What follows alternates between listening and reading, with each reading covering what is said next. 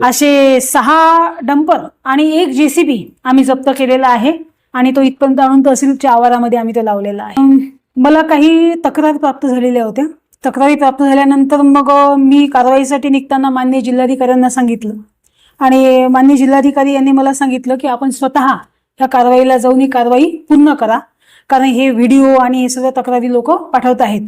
तर मी स्वतः तिथे गेली, परंतु नेमकं आता माझ्या शिवेवर हे आहे नदी, वाघूर नदी आहे आणि वाघूर नदीच्या यात नेमकं इकडून जावं की तिकडून जावं हे कळत नव्हतं.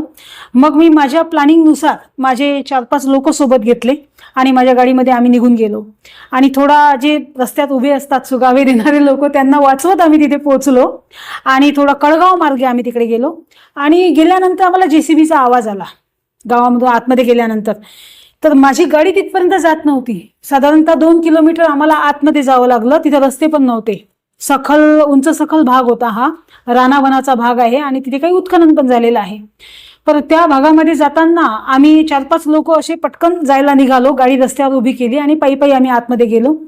तर त्यावेळी आम्ही गेल्यानंतर एक JCB आम्हाला लांब दिसला, पण त्याला आम्हाला सोडायचंच नव्हतं. मी तो पहिला आधी पटकन पकडला आणि त्यानंतर त्याच्यासोबत एक गाडी आम्हाला दिसला आणि त्यानंतर मग तो उभा केल्यानंतर मी टेकडीवर चढून आम्ही माझे कर्मचारी 2 त्याच्यासोबत मी वर पाहिलं तर त्या बाजूला 5-6 गाड्या ज्या होत्या त्या उभ्या होत्या आणि 5-6 डंपर तिथे उभे होते आणि ते आम्हाला पाहून, आम्ही येतो आहे हे पाहून त्यांनी पटापट भरलेला गौणखनिज जो आहे तो उलटा केला, इकडे तिकडे पडण्याचा त्यांनी प्रयत्न केला, पण तो तिथे चिखल खूप मोठ्या प्रमाणात होता. त्या चिखलामधून आम्हालाही चालायला फार त्रास होत होता. तरी पण आम्ही तिथपर्यंत पोहोचलो आणि त्यानंतर त्या गाड्या आम्ही ताब्यात घेतल्या आणि त्यानंतर त्यांना आम्ही सांगितलं की आम्ही आता कारवाई केलेली आहे आणि आम्ही आपल्या गाड्या ज्या आहेत त्या ताब्यात घेतोय, त्यामुळे आपण आम्हाला सहकार्य करावं आणि त्यानुसार मग आम्ही आता नियमानुसार कारवाई यात करू. त्यांच्यावर गुन्हे नोंद झाले का मॅडम?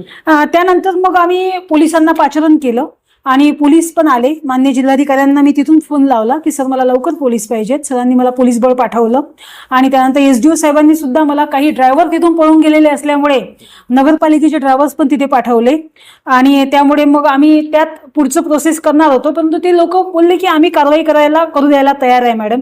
त्यांनी गाड्या माझ्या एकामागे एक लावल्या आणि आमच्या गाडीने आम्ही इथपर्यंत आलो, त्यामुळे त्यांच्यावर गुन्हे दाखल करायची गरज आली नाही. त्यांनी तत्काळ आम्हाला सहकार्य केलं, त्यामुळे दंडात्मक कारवाईसाठी माननीय SDO सरांकडे आम्ही ते पाठवलेलं आहे. त्यात आता नियमानुसार दंडात्मक कारवाई होईल. असे 6 डंपर आणि 1 JCB आम्ही जप्त केलेला आहे आणि तो इथपर्यंत आणून तहसीलच्या आवारामध्ये आम्ही तो लावलेला आहे. थँक्यू.